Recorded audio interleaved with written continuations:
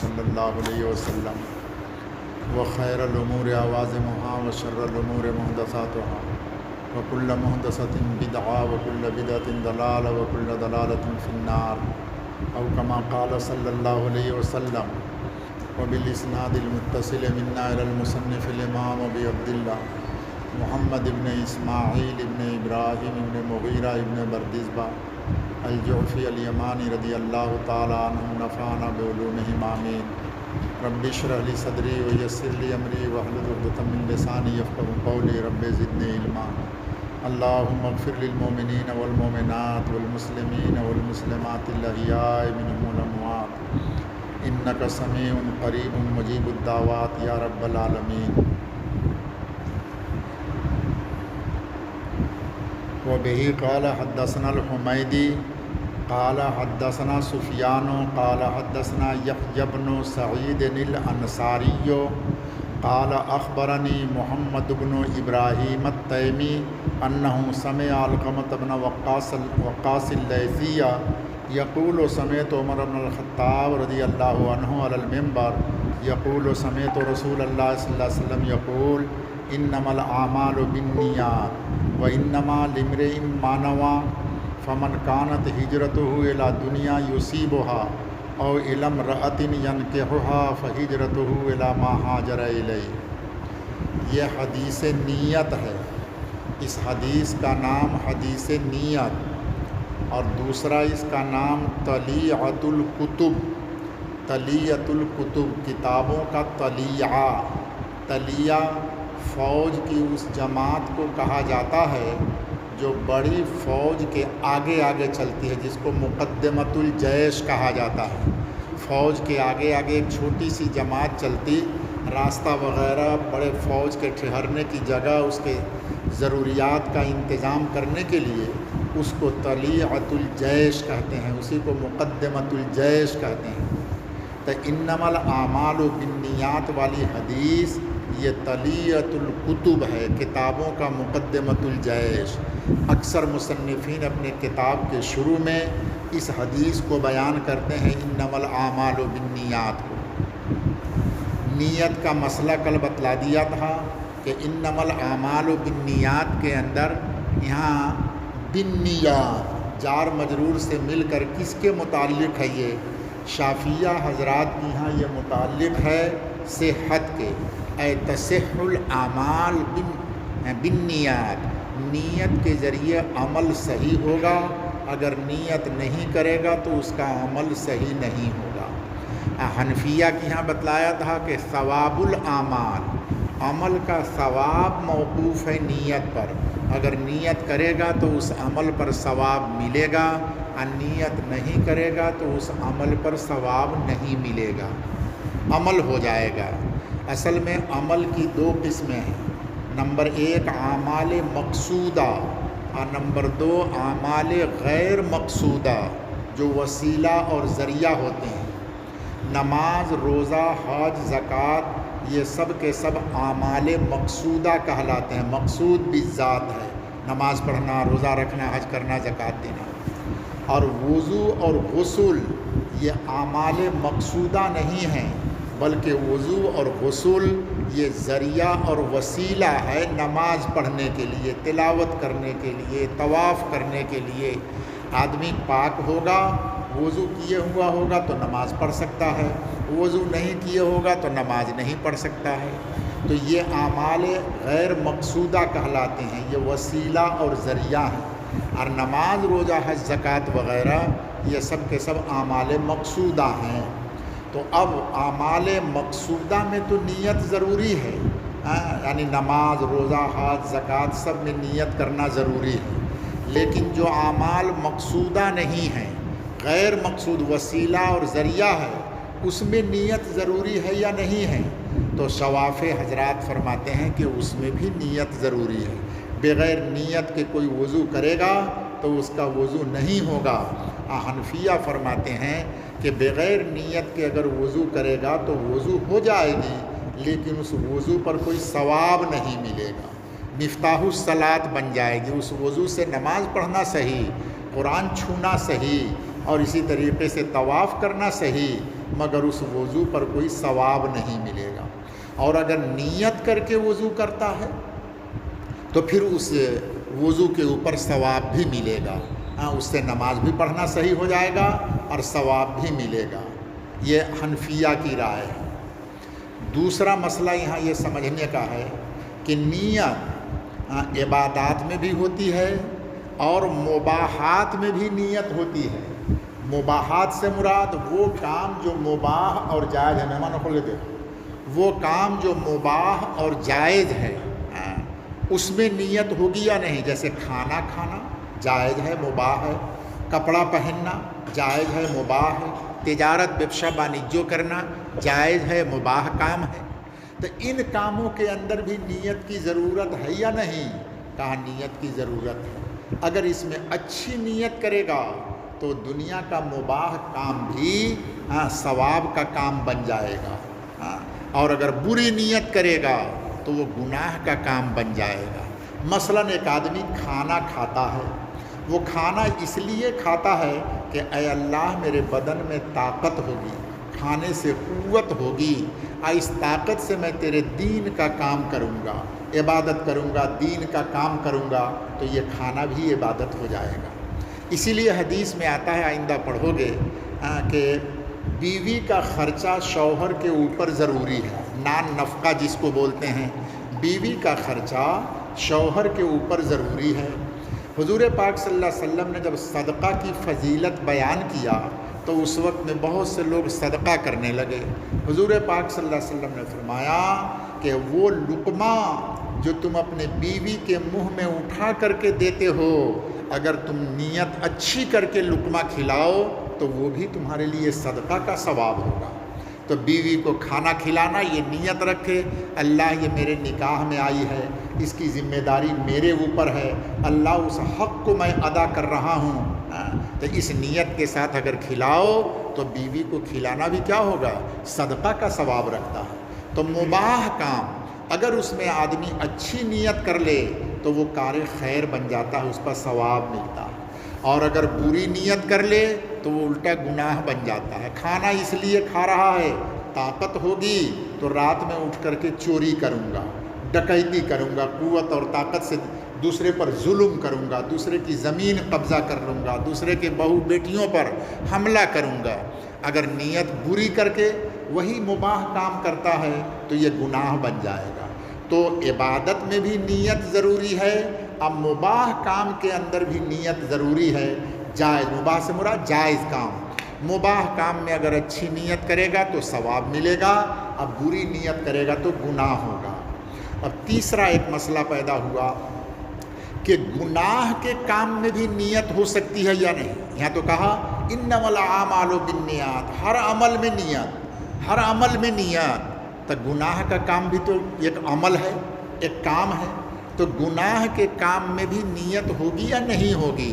کہا کہ نہیں، گناہ کے کام میں اگر کوئی اچھی نیت کر لے تو اچھی نیت سے گناہ کا کام خیر نہیں بنے گا، وہ گناہ ہی رہے گا۔ مثال کے طور پر جب نیا نیا الفا آسام میں شروع ہوا تو الفا لوگوں نے یہ کام کیا کہ لوگوں سے مال چھین کر کے لوٹ کر کے لاتے تھے اور غریبوں کو بانٹتے تھے۔ غریب کی مدد کرنا، ایک ڈاکو، ایک چور اس لیے چوری کرتا ہے مالدار کے گھر میں کہ وہاں سے لیا کر کے ہم غریبوں کی مدد کریں گے، ریلیف دے دیں گے، فلاڈ میں دے دیں گے، تو اچھی نیت سے وہ چوری کرنے گیا ہے، تو اس اچھی نیت سے وہ چوری حلال ہوگا یا اچھا کام ہوگا یا نہیں؟ کہا کہ نہیں، حرام کام میں نیت مؤثر نہیں ہوگی، حرام ہی ہوگا۔ ہاں ایک کام ضرور ہوگا، وہ یہ کہ اگر حرام کام میں برائی کی نیت اور زیادہ کر لے، حرام کام میں زیادہ بری چیز کی نیت کر لیتا ہے تو پھر اس میں اور زیادہ گناہ بڑھ جائے گا۔ مثلاً ایک آدمی زنا کرنے گیا، وہ زنا کیا، زنا کا گناہ ہے، مگر وہ زنا کرنے میں نیت کرتا ہے میں اس لیے زنا کرتا ہوں تاکہ اس سے حرامی اولاد پیدا ہو اور دنیا کے اندر فتنہ پھیلے، تو ڈبل گناہ ہوا۔ پھر اس لیے زنا کیا کہ وہ آدمی ہمارا دشمن ہے، اس کے بہو بیٹی کی عزت کو بھی برباد کرنا ہے، اپنے نفس کی خواہش کو بھی پورا کرنا، اس کے عزت کو بھی برباد کرنا، حرام اولاد کو بھی پیدا کرنا، یہ 3 نیت کر لیا تو اب 3 گناہ ہو جائے گا۔ حرام کام میں اگر برائی کی نیت کرتا ہے تو جتنی برائی کی نیت ہوگی اتنا ہی گناہ بڑھتا چلا جائے گا، اور حرام کام میں اگر اچھی نیت کرتا ہے تو اچھی نیت سے وہ حرام حلال نہیں ہوگا۔ چوری ڈکیتی لوٹ مار، غریبوں کی مدد کے لیے چوری ڈکیتی لوٹ مار کرے تو یہ جائز نہیں ہوگا، یہ حرام کا حرامی ہے، یہ دنیا کے لوگوں کو ایک دھوکہ دینا ہے، شیطانی دھوکہ ہے۔ تو معلوم ہوا کہ عبادت میں نیت ضروری، مباح کام میں اچھی نیت ہے تو ثواب بن جائے گا، اب بری نیت ہے تو وہ گناہ بن جائے گا، اور گناہ کے کام میں اچھی نیت سے گناہ اچھا نہیں بنے گا بلکہ گناہ کا گناہ ہی رہے گا۔ ہاں، گناہ کے کام میں اگر اور بری نیت شامل کر لیتا ہے تو ایک گناہ کی جگہ پر جتنی بری نیت شامل کرے گا اس سب کے اندر گناہ ہوتا چلا جائے گا، بڑھتا چلا جائے گا۔ اب سوال پیدا ہوا، ہر کام کے لیے جب نیت ضروری تو خود نیت کے لیے بھی نیت ضروری ہے یا نہیں؟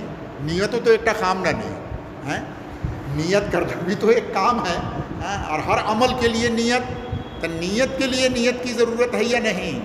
تو علماء نے لکھا کہ نہیں، اسے دور تسلسل لازم آئے گا۔ او نیت اور لگی ابار نیت خورلام ہیجی کو نیت خوری اور ہوگو تو نیت ہوگور لگی ابار نیت، تو یہ سلسلہ تو کونوں جگہ گیا دم لوئی تم، دور تسلسل لازم آئے گا۔ اس لیے نیت کے لیے نیت کی ضرورت نہیں، عمل کے لیے نیت ضروری ہے۔ اس کے بعد حدیث میں اللہ کے رسول صلی اللہ علیہ وسلم نے جو فرمایا انما الاعمال بالنیات، عمل کے لیے نیت ضروری ہے۔ 2 لفظ عربی میں آتا ہے، ایک عمل کے معنی کام، اور ایک فعل کے معنی بھی کام آتا ہے۔ حدیث میں یہ نہیں کہا انما الافعال بالنیات، افعال فعل کی جمع بہوبشن، فعل کے لیے کام کے لیے نیت کی ضرورت ہے، یہ نہیں کہا، بلکہ کیا فرمایا انما الاعمال بالنیات، عمل کا لفظ کا۔ عمل اور فعل میں تھوڑا سا فرق ہے، وہ کام جو عظیم الشان ہو، جس میں عظمت کا معنی پایا جائے، جس میں بڑائی کا معنی پایا جائے، اس کام کو عمل بولتے ہیں۔ اب فعل یہ عام ہے، معمولی کام کو بھی فعل کہیں گے اور عظمت والے کام کو بھی فعل کہا جاتا ہے، اور جس کام میں عظمت ہو، بڑائی ہو، عزت والا، شرافت والا کام ہو، اونچا درجہ کا رتبہ والا کام ہو، ایسے کام کو عمل کہا جاتا ہے۔ تو رتبے والے کام کے اندر نیت کی ضرورت ہے۔ نمبر 2، عمل یہ خاص ہے ذوی العقول کے لیے، عمل خاص ہے ذوی العقول یعنی جس کے اندر عقل ہے، انسان جو کام کرتا ہے، ہاں، یہ عمل اس کے لیے خاص۔ اب فعل جو ہے یہ انسان کے کام کو بھی کہتے ہیں، غیر ذوی العقول کے کام کو بھی فعل کہتے ہیں۔ گورو، بیل، بھینس، فعل البہائم، جانوروں جیسا کام کر رہا، گورو لہن خام خورے، ککر لہن خام خورے۔ تو فعل انسان کے کام کو بھی کہتے ہیں اور جانوروں کے کام کو بھی کہتے ہیں، اور عمل صرف انسان کے کام کو کہا جاتا ہے۔ اس لیے حضور پاک صلی اللہ علیہ وسلم نے یہاں پر عمل کا لفظ استعمال کیا کہ انما الاعمال بالنیات، انسان کے کام کے لیے نیت کی ضرورت ہے، جانوروں کے کام کے لیے نیت کی کوئی ضرورت نہیں۔ جانور کوئی آیا کہے کہ نہ نیت خوری آئی سے تمہارے لات دیا مارتا ہوں، تو جانور کے لیے نیت کی کوئی ضرورت نہیں۔ اس لیے حضور پاک صلی اللہ علیہ وسلم نے عمل کا لفظ کہا کہ انما الاعمال بالنیات، عمل کا دار مدار نیت پر۔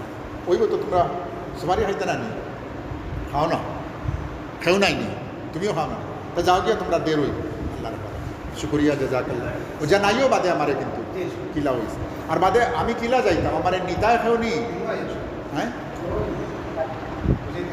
گور تھا کنے والا اور بادے نیا انہوں فوسانی لگ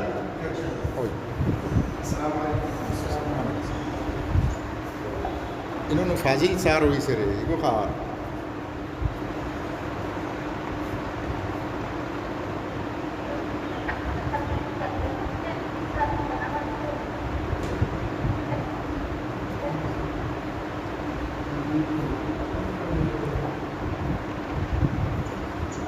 লেখা শাহ খাইল কেউ আরে গো নষ্ট হইব এক এক পিস তিনজনে বাটিয়া খাইলেস না বিস্কুটও নেও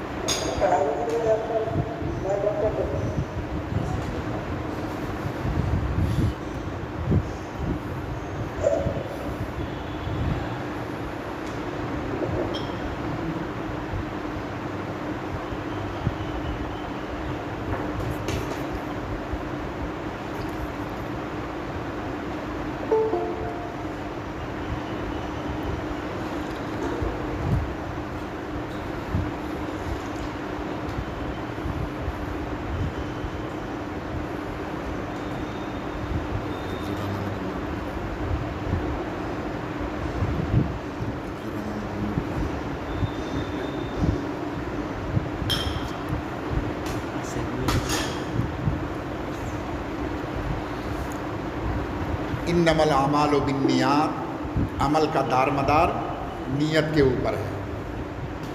اس کے بعد اس حدیث میں آیا کہ یہاں اعمال اور نیات دونوں کو جمع کا صیغہ استعمال کیا، اعمال بھی جمع کا صیغہ اور نیات بھی جمع کا صیغہ۔ اس کا نام مقابلۃ الجمع بالجمع ہے، جمع کا مقابلہ جمع کے ساتھ، اعمال بھی جمع اور نیات بھی جمع۔ مختصر المعانی وغیرہ میں قاعدہ بلاغت میں پڑھا ہوگا، جہاں مقابلۃ الجمع بالجمع ہو، جمع کو جمع کے ساتھ مقابلہ ہو، تو وہ انقسام الاحاد علی الاحاد کو چاہتا ہے۔ مقابلۃ الجمع بالجمع یقتضی انقسام الاحاد علی الاحاد، جمع کا تقابل جمع کے ساتھ ہو تو وہ انقسام الاحاد علی الاحاد کو چاہتا ہے، مطلب ایک ایک کو ایک ایک چیز ملے۔ اس کی مثال، تم دورے کے یہاں پر 3 طالب علم ہو، کسی آدمی نے آ کر کے 3 لڈو دیا، تو تم لوگ 3 آدمی جمع ہو گئے نا، اور لڈو بھی 3 کیا ہے؟ جمع ہے۔ اس نے آ کر کے کیا کہا؟ دورہ کے طلبہ کو یہ لڈو دے دیا جائے، دورہ کے طلبہ، جمع استعمال کیا، دورہ کے طلبہ کو یہ 3 لڈو دے دیا جائے، تو 3 لڈو بھی جمع، دورہ کے طلبہ بھی جمع، 3 طالب علم ہو، 3 لڈو لا کر کے دیا۔ اب اس کا مطلب کیا ہوگا؟ اخلا کھائی لیتا نہیں، ہاں ایکٹا ایکٹا، اسی کو بولتے ہیں انقسام الاحاد علی الاحاد، ایک ایک کو ایک ایک کے اوپر تقسیم کیا جائے گا۔ جب جمع جمع کے ساتھ ملے تو اس کا مطلب کیا ہے کہ انقسام الاحاد علی الاحاد، ایک ایک کو ایک ایک کے اوپر تقسیم کیا جائے گا۔ اب اس حدیث سے مسئلہ کیا نکلے گا؟ انما الاعمال بالنیات، اعمال بھی جمع، نیات بھی جمع، یہاں بھی انقسام الاحاد علی الاحاد ہوگا۔ کیا مطلب؟ ایک عمل کے لیے ایک نیت، ایک عمل کے لیے ایک نیت، ایک عمل کے لیے ایک نیت، ہر عمل کے لیے الگ الگ نیت ہوتی چلی جائے گی، ہر عمل کے لیے الگ الگ نیت ہوگی۔ یہ مسئلہ مستنبط ہوا اس سے، اس قاعدہ سے، انما الاعمال بالنیات۔ دوسرا یہ ایک اور مسئلہ ہے جو بعد میں بتلائیں گے انشاءاللہ۔ دوسرا یہ کہ یہ میں نے بتلایا کہ یہ حدیث بخاری میں 7 جگہ پر ہے، بقیہ جگہ کے اوپر نیت مفرد کا صیغہ ہے، انما الاعمال بالنیات۔ یہ تو جہاں جمع کا مسئلہ آیا وہ مسئلہ نکلا کہ ہر عمل کے لیے الگ الگ نیت، ہر عمل کے لیے الگ الگ نیت ہوگی، اور جہاں نیت مفرد کا صیغہ آیا ہے انما الاعمال بالنیات، عمل کا دار مدار نیت کے اوپر ہے، وہاں کیا ہوگا؟ مفرد کیوں ہے؟ اس لیے کہ نیت یہ فعل القلب ہے۔ نیت کیا ہے؟ فعل القلب ہے۔ کہاں سے نیت ہوتی ہے؟ دل کے ارادے سے نیت، دل کے ارادے کا نام نیت ہے، تو نیت کا محل قلب اور دل ہے، اور دل ایک ہے، اس لیے مفرد کا صیغہ وہاں استعمال کیا، انما الاعمال بالنیات۔ ہاں اعمال کے لیے تو بہت سارا، ہاتھ سے بھی عمل ہوگا، کان سے بھی ہوگا، ناک سے، پاؤں سے، ہر چیز سے آدمی عمل کر سکتا ہے، لیکن نیت کی جگہ تو ایک ہی ہے، دل، اس لیے نیت کا محل قلب کے واحد ہے، اس لیے وہاں پر نیت مفرد کے ساتھ استعمال کیا۔ اور اعمال کے وسائل بہت زیادہ ہیں، آدمی زبان سے بھی عمل کرتا، تلاوت ذکر کرتا، ہاتھ سے بھی عمل کرتا، پاؤں سے بھی عمل کرتا، مال سے بھی عمل کرتا ہے، اس لیے اعمال کو جمع استعمال کیا اور نیت کو مفرد کا صیغہ استعمال کیا، انما الاعمال بالنیات۔ اچھا، اس کے بعد ہوا انما لامرئ ما نوى، ہر انسان کو وہی چیز ملے گی جس کی اس نے نیت کیا، ہر انسان کو وہی چیز ملے گی جس کی اس نے نیت کیا۔ اب سوال یہ ہے کہ یہ دونوں جملے کا مطلب ایک ہی ہو گیا، انما الاعمال بالنیات، عمل کا دار مدار نیت کے اوپر ہے نا، اور ہر آدمی کو وہی چیز ملے گی جس کی اس نے نیت کیا، تو خلاصہ تو دونوں کا ایک ہی ہے کہ جیسی نیت ویسا پھل، جیسی نیت ویسا نتیجہ۔ انما الاعمال بالنیات و انما لامرئ ما نوى، دونوں کا مفہوم اور مطلب ایک ہے۔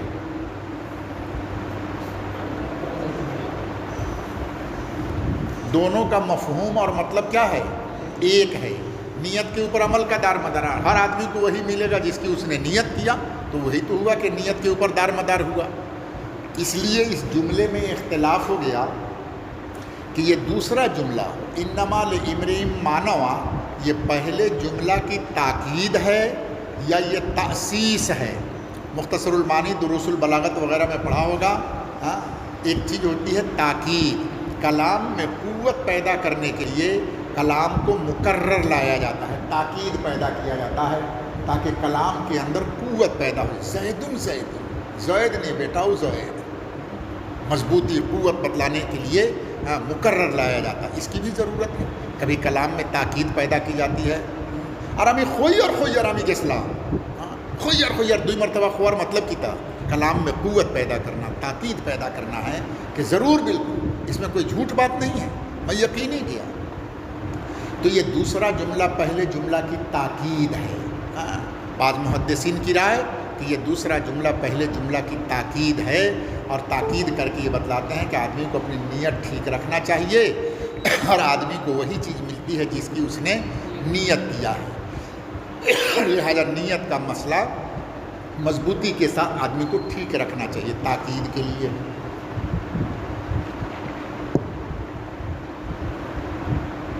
دوسرا قول یہ ہے کہ نہیں، یہ تأسیس کے لیے ہے۔ تأسیس کا مطلب آتا ہے کہ پہلے جملہ کا مطلب کچھ اور ہو اور دوسرے جملہ کا مطلب کچھ اور ہو، دونوں سے دو معنی سمجھ میں آئے۔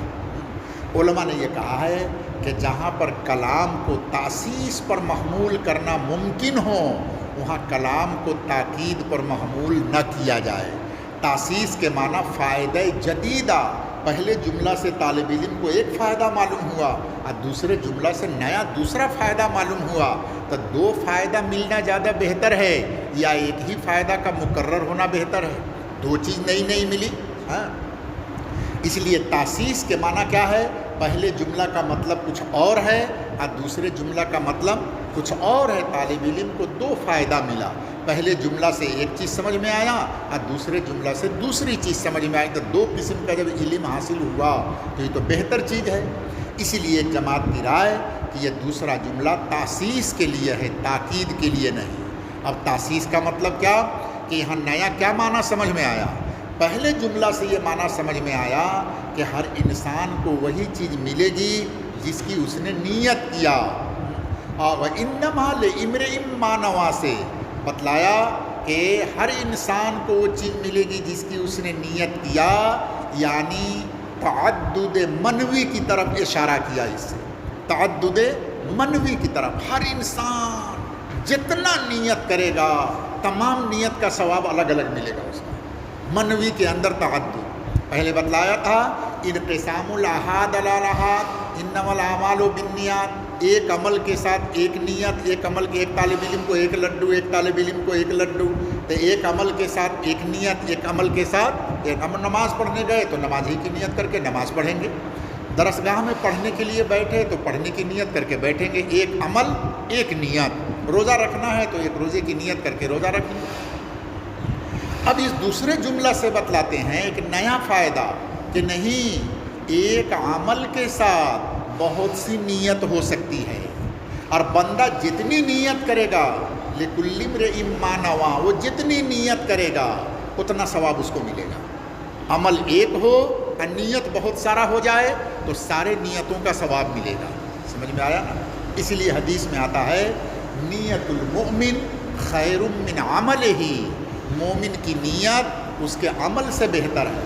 مثال کے طور پر صاحب مظاہر حق نے مشکات کا جو اردو شرح ہے مظاہر حق، اس میں لکھا ہے اس کی مثال بہت سی۔ ایک آدمی نماز پڑھنے گھر سے نکل کے اپنے محلے کی مسجد میں جا رہا ہے، وہ جا رہا ہے نماز کے لیے، لیکن اس نے نیت کیا کیا؟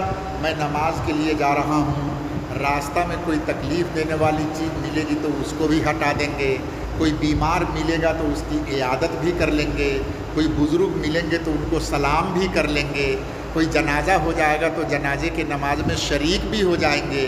جا رہا ہے نماز کے لیے اور اتنی ساری نیت کر کے جا رہا ہے، بزرگ ملے یا نہ ملے، راستہ سے تکلیف والی چیز کو ہٹائے نہ ہٹائے، جنازہ ملے نہ ملے، لیکن جب نیت کر لیا ہے تو وہ ثواب مل گیا، نیت کا ثواب مل گیا۔ تو دوسرے جملہ سے بتلاتے ہیں لِكُلِّ امْرِئٍ مَّا نَوَىٰ، جتنا نیت کرے گا انسان وہ سارا اس کو ملے گا. ہر انسان کو وہ ملے گا جس کی اس نے نیت کیا. اور اس کے بعد عمل بھی اگر کر لیا، راستہ سے تکلیف دینے والی چیز کو ہٹا بھی دیا، تو ڈبل ثواب. نیت کا الگ ثواب اور تکلیف دینے والی چیز جو عمل ہو گیا اس عمل کا الگ ثواب. ایک بزرگ مل گیا، ان سے السلام علیکم حضور بلا آسنی شریر بلا آسنی سلام مصافحہ کر کے اور ان کی خبر خیریت پوچھ لیا تو پہلے نیت کا ثواب الگ ملا، اور سلام مصافحہ جب کر لیا، عمل کر لیا تو دوسرا ثواب بھی مل گیا، ڈبل ثواب مل گیا. تو پہلے جملہ سے عمل کے نیت کو بتلایا. ہر عمل کے اندر نیت ضروری ہوگی، بغیر نیت کے عمل کرے گا تو عمل معتبر نہیں ہوگا. عمل کے لیے نیت ضروری. اور دوسرے جملہ سے کیا بتلایا کہ ایک عمل کے ساتھ جتنا زیادہ آدمی نیت کر لے گا وہ سارے نیتوں کا ثواب اس کو مل جائے گا. نیت المومن خیر من عملہ، مومن کی نیت اس کے عمل سے بہتر ہے. اس لیے تبلیغ والے اس حدیث پر خوب عمل کرتے ہیں. اور تبلیغ والے کہیں گے سلر نیت خوری لوکا، 3 سلر نیت خوری لوکا ارادہ خروکا نیت اور ثواب دو فائلی با. যেদিন আল্লাহ তৌফিক দিব চিল্লার লাগি বাহির হইবা, বাহির হইলে তো আমল হয়ে যাইব, এই আমল ওর সওয়াব.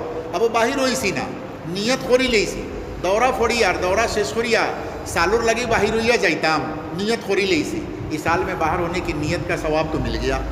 दौरा शेष करिया जखन सालोर लगी बाहर हुई जाइबा तो हम नियत और सवाब और बाहर हुआ जो अमल हो अमल और सवाब. समझ में आया ना. तो नियत का भी सवाब और अमल का भी सवाब. तो दूसरे पहले जुमला से क्या बतलाया कि अमल के लिए नियत ज़रूरी है. बगैर अमल के नियत के अमल करेगा, बगैर नियत के तुम नमाज़ पढ़ रहे हो तुम्हारी नमाज बेकार जाएगी. समझ में आया ना. बगैर नियत के रोज़ा रख लिया, भूखा फाका रहा, कोई सवाब नहीं. इसीलिए हर अमल के लिए उसको सही होने के लिए इन्नमल आमाल तुअतबर बिन्निया, आमाल मोतबर होगा नियत के ज़रिए. अगर अमल नियत नहीं है तो वो अमल कोई मोतबर नहीं है. और दूसरे जुमला से क्या बतलाया, एक अमल के लिए बहुत सी नियत हो सकती है. हर इंसान जितनी नियत करेगा उतना सवाब उसको मिलेगा. समझ में आया. ये हुआ तासीस का मतलब. इन्नमा लिइम्रिइन मा नवा, हर इंसान को वो चीज़ मिलेगी जिसकी उसकी नियत किया. मुख्तसर लफ्ज़ में इसको क्या बोलते हैं, तअद्दुद मनवी. तअद्दुद मनवी की तरफ इशारा किया, मुतअद्दिद नियत की तरफ इशारा किया कि मुतअद्दिद नियत करेगा, अमल एक ही है, नियत ज़्यादा होगी तो सवाब ज़्यादा मिल जाएगा उसको. अल्लाहु अलम बिस्सवाब. फमन कानत हिजरतहु इला दुनिया, ये हदीस यहाँ पर मुख्तसर है. बकिया जगह पर जो हदीस आई है पूरी आई है और यहाँ पर हदीस मुख्तसर हो गई.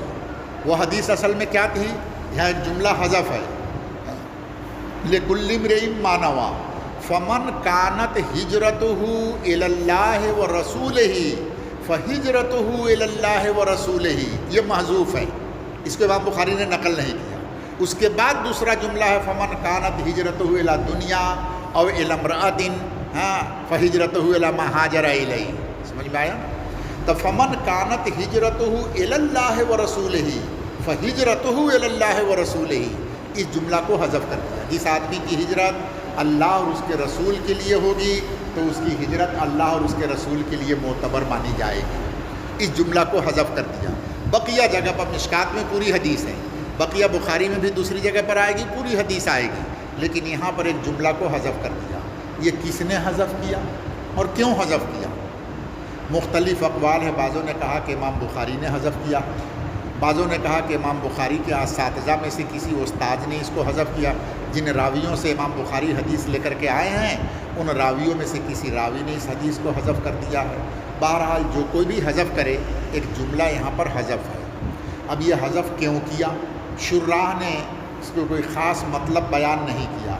बाज़ लोगों ने यह बतलाया कि इस जुमला को असातिज़ा ने, हमारे दर्स में असातिज़ा ने बतलाया कि इस जुमला को हज़फ करके इमाम बुखारी रहमतुल्लाह अलैह इख्तिसार हदीस का मसला बतला रहे हैं. साल के शुरू में तालिब इल्म को एक मसला सिखा रहे हैं जो उसूल हदीस का मसला है कि हदीस को मुख्तसर करके नकल करना जायज़ है या नहीं. एक लंबी हदीस है तो पूरी हदीस नकल करना ज़रूरी है या उस हदीस को मुख्तसर करके भी नकल कर सकते हैं, उसका एक दो जुमला करके नकल कर दें. इसी तरीके से रिवायत बिल माना करना, बेइन्ही जो अल्फाज हुजूर सल्लल्लाहु अलैहि वसल्लम ने फरमाए وہ الفاظ تو نقل نہیں کر رہے ہیں لیکن اس کا مفہوم، اس کا معنی اور مطلب اپنے الفاظ میں بیان کر رہے ہیں، اس کو بولتے ہیں روایت بالمعنی۔ یعنی قرآن تو روایت باللفظ والمعنی دونوں ہیں، سمجھ میں آیا نا؟ اسی لیے اصول فقہ میں پڑھا ہوگا وَهُوَ اسْمٌ لِلنَّظْمِ وَالْمَعْنَى جَمِيعًا، قرآن پاک الفاظ اور معنی دونوں کا نام ہے۔ جس طریقے سے جبریل علیہ السلام اللہ کے پاس سے جو لفظ لے کر کے آئے تھے حضور کے پاس، آج بھی بے عینی وہی لفظ موجود ہے۔ قرآن کے لفظ میں کوئی تغیر تبدل نہیں ہوا ہے اور معنی اور مفہوم میں بھی کوئی تغیر تبدل نہیں ہوا، تو قرآن میں لفظ اور معنی دونوں محفوظ ہیں۔ حدیث کے اندر جتنی حدیثیں حضور پاک صلی اللہ علیہ وسلم نے بیان کیا وہ سب کے سب بے عینی الفاظ محفوظ نہیں ہیں، بہت سی حدیثیں روایت بالمعنی ہیں۔ کچھ حدیث ایسی ہے جو روایت باللفظ ہے، جیسے حضور نے فرمایا راوی نے انہی لفظوں کو یاد کر کے پہنچایا، اور کچھ روایت ایسی ہے جو روایت بالمعنی کہلاتی ہے کہ مفہوم تو وہی ہے جو حضور صلی اللہ علیہ وسلم کا ہے لیکن الفاظ حضور صلی اللہ علیہ وسلم کے نہیں ہیں۔ تو امام بخاری نے یہاں حدیث کو مختصر کر کے اسی مسئلے کو بتلایا کہ روایت بالمعنی بھی جائز ہے اور اسی طریقے سے حدیث کو مختصر کرنا بھی جائز ہے، مختصر کر کے بیان کرنا، اسی لیے امام بخاری نے یہاں پر حدیث کو مختصر بیان کیا۔ حضرت شیخ زکریا صاحب نور اللہ مرقدہ نے ایک اور جواب دیا حضرت فرماتے ہیں کہ میں حج کرنے کے لیے مکہ مکرمہ گیا، اب مکہ مکرمہ سے جب مدینہ منورہ میری حاضری ہوئی تو وہاں ہندوستان کے ایک بڑے عالم علامہ انور شاہ کشمیری رحمۃ اللہ علیہ کے خاص شاگرد حضرت مولانا بدر عالم صاحب میرٹھی رحمۃ اللہ علیہ، میرٹھ یو پی کے رہنے والے، اور وہ ہجرت کر کے مدینہ منورہ چلے گئے تھے، وہیں ان کا انتقال ہوا۔ ان کی کتاب ہے ترجمان السنہ، حدیث کی کتاب ترجمان السنہ، بہت عمدہ کتاب ہے، اردو میں شرح لکھا ہے انہوں نے، کتب خانے میں ہوگی۔ تو مولانا بدر عالم صاحب میرٹھی رحمۃ اللہ علیہ نے حضرت شیخ زکریا صاحب رحمۃ اللہ علیہ سے یہی سوال کیا کہ حضور بخاری میں حدیث النیات انما الاعمال والی حدیث جہاں جہاں ہے وہ تو پوری حدیث ہے، لیکن بدء الوحی کے اندر جب حدیث نقل کیا امام بخاری نے تو اس کو مختصر کر دیا، یہ حدیث مختصر کیوں کیا؟ کیوں مختصر ہوئی؟ حضرت نے فرمایا بھائی کتاب کا کوئی جواب، شرح کا کوئی جواب تو میرے پاس نہیں، اللہ نے دل میں ایک جواب ڈالا ہے وہ تم کو بتلا دیتا ہوں۔ وہ جواب یہ ہے کہ ایک ہوتا ہے جلب منفعت اور ایک ہوتا ہے دفع مضرت۔ بہت جگہ تم نے یہ قاعدہ پڑھا ہوگا کہ اگر جلب منفعت اور دفع مضرت دونوں ایک جگہ پر جمع ہو جائے تو اس وقت میں دفع مضرت کو ترجیح دیا جائے گا اور جلب منفعت کو چھوڑ دیا جائے گا۔ جلب منفعت کا مطلب کیا؟ جلب کے معنی کھینچنا، منفعت معنی نفع، نفع حاصل کرنا، لابھ حاصل کرنا، فائدہ گاڑی کدھر رکھا، لابھ حاصل کرنا، نفع حاصل کرنا، یہ جلب منفعت کہلاتا ہے۔ اور دفع مضرت، دفع کے معنی دور کرنا، مضرت کے معنی نقصان، ضرر، نقصان کو دور کرنا۔ اب ایک کام ایسا ہے کہ اس کام کو کرنے میں کچھ نفع بھی مل رہا ہے، کچھ نقصان بھی آ رہا ہے، تو ایسے وقت میں عقل مندی کا کام یہ ہے کہ نفع کے لالچ کو چھوڑ دو اور نقصان سے بچ جاؤ۔ اس کی موٹی مثال، ایک آدمی نے اعلان کیا کہ دورہ کے طالب علم صاحب نیل بگان میں ایک آدمی بیٹھے ہیں آپ کو 5000 روپیہ دینے کے لیے، اپنا رے ڈاکی سو نیل بگان جاؤ اور وہاں جاؤ گے تو فلاں آدمی نیل بگان کے مسجد میں تمہارا انتظار کر رہا ہے 5000 روپیہ دینے کے لیے۔ تو یہ 5000 روپیہ ملنے کا جو تم کو اعلان کیا یہ جلب منفعت ہوا نا، نفع لینے کے لیے، نیل بگان جاؤ۔ اسی کے ساتھ اس نے دوسرا جملہ یہ کہا کنتو میتھی گاؤں میں کچھ الفا کے لوگ بیٹھے ہیں، داڑھی تو کی کرتالا ملا بیٹا رے دیکھ لے گولی ماریا دلا۔ میتھی گاؤں میں ایک الفا کے لوگ بیٹھے ہیں بندوق لے کر، اور داڑھی تو کی کرتا والا بیٹا رے دیکھ لے گولی ماریا دلا۔ تو یہاں خطرہ بھی ہے، نیل بگان میں جائیں گے تو 5000 روپیہ ملے گا، اب میتھی گاؤں میں بندوق لے کر کے بیٹھا ہے، گولی بھی مار دے گا، এখন কিতাব পড়বা যাইবা নি টেকা আনা زیبانی دنیا کا ان پڑھ سے ان پڑھ آدمی بھی یہاں پر اپنی جان کو بچائے گا، نہ بابا ہمارے خیر ضرورت نہیں، جان باسا ہو، اسی کا نام ہے دفع مضرت۔ بہتر ہے جلب منفعت سے، نفع لینے کے لیے جانے سے بہتر یہ ہے کہ اس مصیبت سے اپنی جان کو بچا لو، اس سے جان بچ جائے ہماری۔ اسی کو اصطلاحی لفظ میں علماء کی علمی زبان میں فرماتے ہیں کہ دفع مضرت اور جلب منفعت اگر ایک جگہ جمع ہو جائے تو اس وقت میں دفع مضرت کو ترجیح دیا جائے گا اور جلب منفعت کو چھوڑ دیا جائے گا۔ اب نیل بگان پیسہ لینے نہیں جائیں گے، جان بچا لیں گے، الفا سے بچ جائیں گے۔ سمجھ میں آیا نا؟ اب اس حدیث کے اندر دو چیزیں ہیں، ایک ہے کہ آدمی ہجرت کرتا ہے دنیا کے لیے یا عورت سے شادی کرنے کے لیے ہجرت کرتا ہے، یہ تو دنیا داری کا کام ہے، اس پر کوئی ثواب اس کو نہیں ملے گا۔ اور ایک یہ ہے کہ آدمی ہجرت کرتا ہے اللہ اور اس کے رسول کو راضی کرنے کے لیے، تو یہ فائدہ کی چیز ہے، جلب منفعت ہے۔ اللہ کے لیے ہجرت کیا، اللہ کے رسول کے لیے ہجرت کیا، تو یہ نیکی کا کام ہے، ثواب کا کام، یہ جلب منفعت۔ اور دنیا اور عورت کے لیے ہجرت کرے، یہ نقصان کا کام ہے، اس پر کوئی ثواب محنت کرے گا مگر اس کو آخرت میں کوئی ثواب اس پر نہیں ملے گا۔ تو حدیث کے ایک جملہ سے جلب منفعت معلوم ہو رہا ہے، فمن کانت ہجرتہ الی اللہ ورسولہ فہجرتہ الی اللہ ورسولہ، اور دوسرے جملہ سے نقصان معلوم ہو رہا ہے کہ ہجرت جیسے مبارک کام کو دنیا کے لیے کر رہا ہے، یہ نقصان کی چیز ہے۔ اور جلب منفعت کو کے مقابلہ میں جب دفع مضرت آئے تو دفع مضرت کو اختیار کر لو، تو یہاں پر بھی امام بخاری نے جلب منفعت والے ٹکڑا کو حذف کر دیا، فمن کانت ہجرتہ الی اللہ والی رسولہ فہجرتہ الی اللہ ورسولہ، اس کو حذف کر دیا۔ اور دفع مضرت والا ومن کانت ہجرتہ الی دنیا، اس کو بیان کر کے طالب علم کو اشارہ کر دیا کہ دنیا لگی ہجرت خوریو نا، اور بیٹی لگی ہجرت خوریو نا، نقصان والی چیز سے طالب علم کو بچنے کے لیے، ہوشیار کرنے کے لیے دفع مضرت والے ٹکڑے کو نقل کیا اور جلب منفعت والے ٹکڑے کو چھوڑ دیا۔ سمجھ میں آیا نا؟ یہ حضرت شیخ رحمۃ اللہ علیہ نے مولانا بدر عالم صاحب رحمۃ اللہ علیہ کو جواب دیا۔ فمن کانت ہجرتہ الی دنیا، جس آدمی کی ہجرت دنیا کے لیے ہوگی، ہجرت کے لغت میں معنی آتا ہے ترک، کسی چیز کو چھوڑ دینا۔ سمجھ میں آیا نا؟ اور اصطلاح میں کہتے ہیں ایک وطن کو چھوڑ کر دوسرے وطن میں چلے جانا، یہ ہجرت کہلاتا ہے۔ میں بہار چھوڑ کر کے آسام میں آ گیا، ہجرت ہو گیا۔ ایک وطن کو چھوڑ کر کے دوسرے وطن میں آ گئے۔ کچھاڑ کے لوگ سلچر کو چھوڑ کر کے نوگاؤں میں ہوجائی میں آ کر کے آباد ہو گئے، حیلا کاندی کو چھوڑ کر کے آ کر کے اودالی کے اندر آباد ہو گئے۔ تو ایک وطن کو چھوڑ کر کے دوسرے وطن میں چلے جانا، یہ ہجرت کہلاتا ہے۔ اسلام کے اندر، شریعت کے اندر دارالکفر کو چھوڑ کر دارالاسلام میں چلے جانا، یہ ہجرت کہلاتا ہے۔ دارالکفر کو چھوڑ کر دارالاسلام میں چلے جانا ہجرت کہلاتا ہے۔ صحابہ کرام نے، مکہ دارالکفر تھا اس زمانے میں، مکہ کو چھوڑ کر حبشہ میں چلے گئے، یا مکہ کو چھوڑ کر مدینہ میں چلے گئے، تو یہ مدینہ دارالاسلام ہے۔ حبشہ جو تھا دارالاسلام نہیں تھا، لیکن وہ دارالامن تھا، وہ امن کی جگہ تھی۔ وہاں کے بادشاہ نے مسلمانوں کو امن دے دیا تھا کہ تم کو مارا پیٹا نہیں جائے گا، بھگایا نہیں جائے گا، دارالامن تھا۔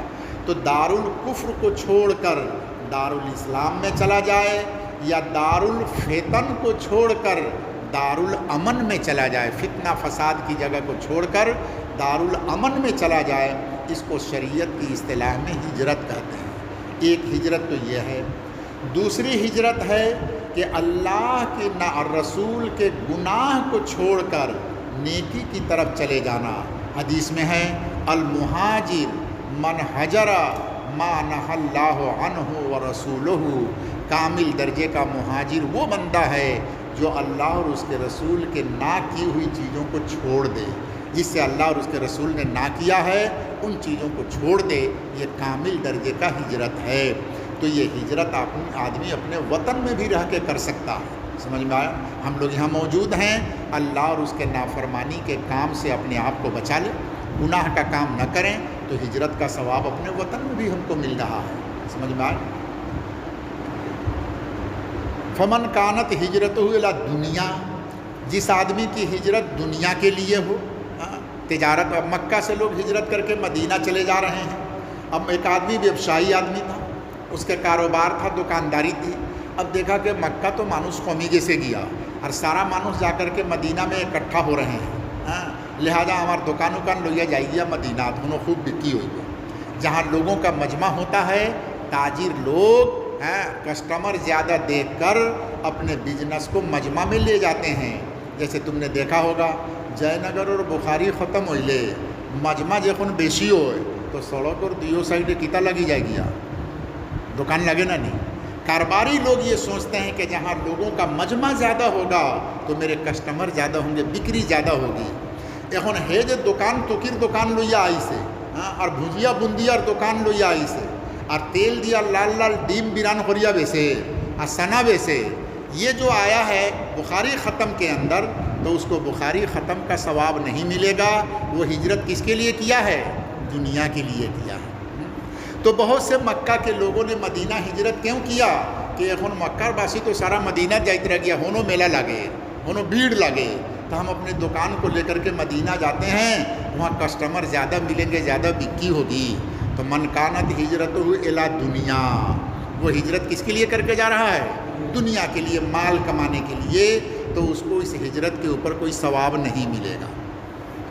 اور علم راتن ینکحھا، یا کسی عورت سے نکاح کرنے کے لیے ہجرت کر کے جا رہا ہے تو اس کو وہی ملے گا، نکاح ملے گا، اس ہجرت کے اوپر کوئی ثواب اس کو نہیں ملے گا۔ اس حدیث کا ایک شان ورود ہے، قرآن کی آیتوں کا شان نزول ہوتا ہے، ہر حدیث پاک کا کیا ہوتا ہے؟ شان ورود ہوتا ہے۔ سمجھ میں آیا؟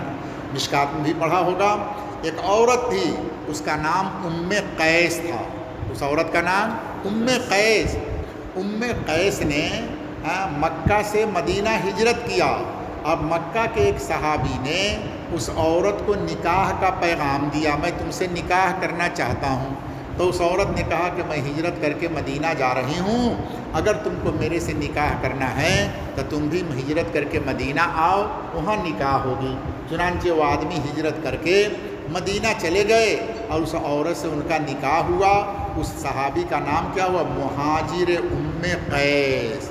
ام قیس اور لگی ہجرت کرنے والا بیٹا، یہ بیٹا اللہ رسول اور لگی ہجرت کر سننا ہر لگی ام قیس کے لیے، تو اسی لیے ان کا نام کیا ہو گیا؟ مہاجر ام قیس، ام قیس کے لیے ہجرت کرنے والا۔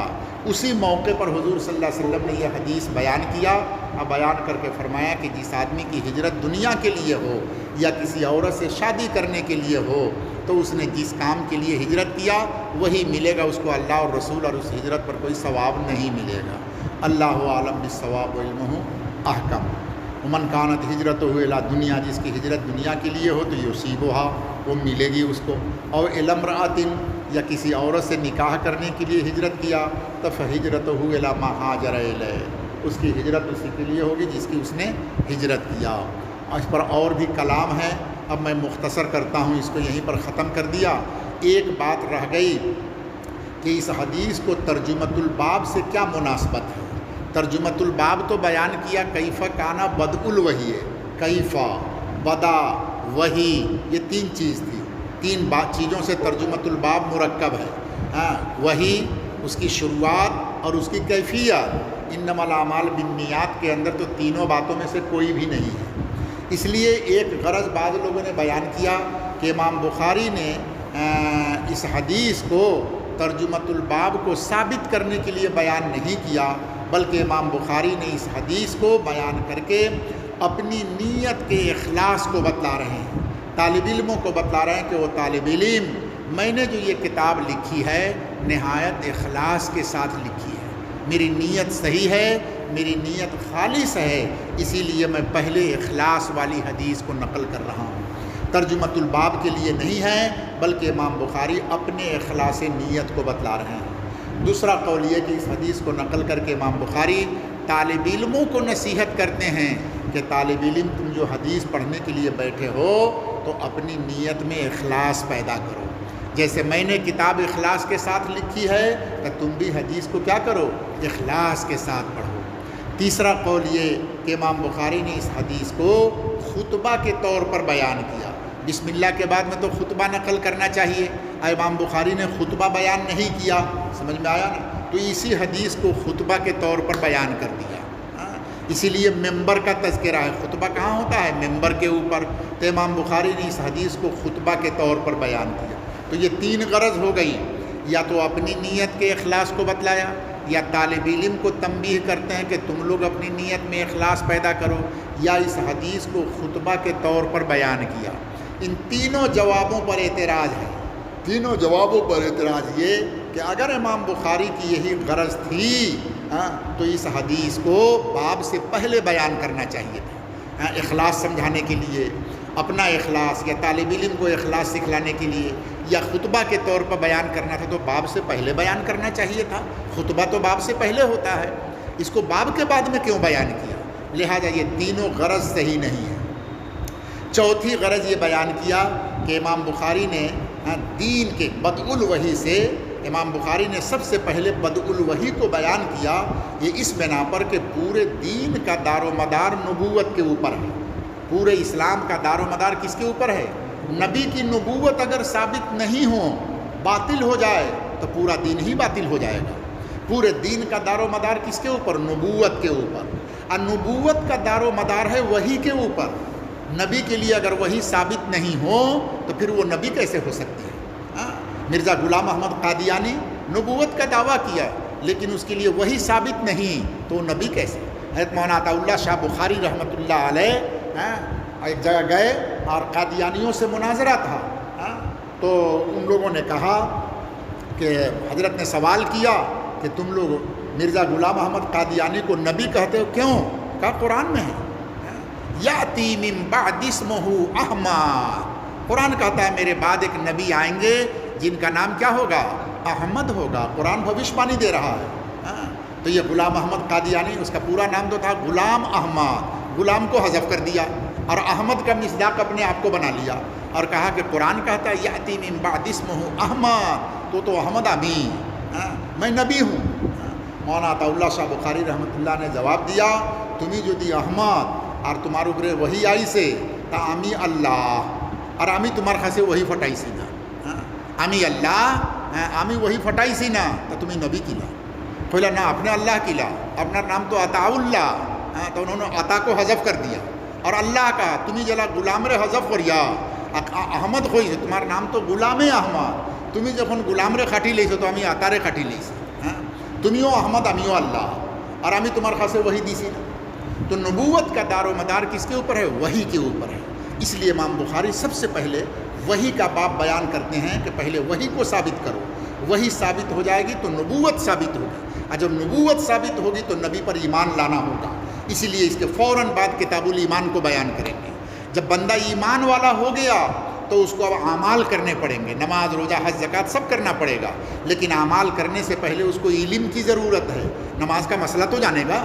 اسی لیے ایمان کے بعد میں کتاب العلم کو بیان کریں گے اور اس کے بعد میں اعمال کا بیان شروع کریں گے. تو وحی کی دو قسمیں ہیں، ایک وحی مطلوع جو قرآن ہے، اور وحی غیر مطلوع جو حدیث ہے. یہاں پر انما الاعمال بالنیات، یہ وحی غیر مطلوع ہے، حدیث ہے. وہی اس کے ساتھ اس کا ثبوت ہو گیا. اللہ عالم بالصواب و علمہ احکم.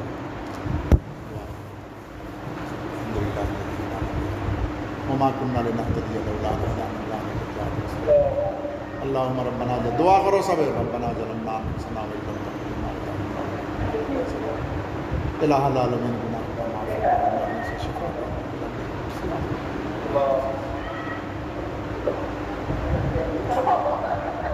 یا الہ العالمین.